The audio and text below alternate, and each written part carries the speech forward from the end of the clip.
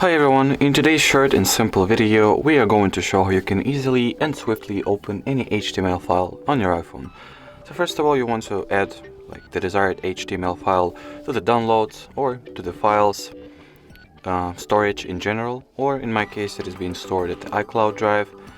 Next, just go ahead, find the folder where your file is located at. In my case it's going to be this sample2.html file, and then just tap on it in order for the file to be opened, as you can see.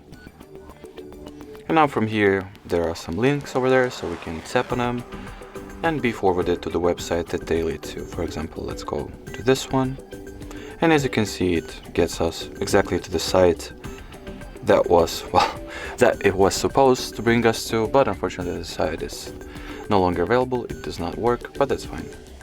Alrighty, so that was it for this video. Thank you so much for watching, and bye bye.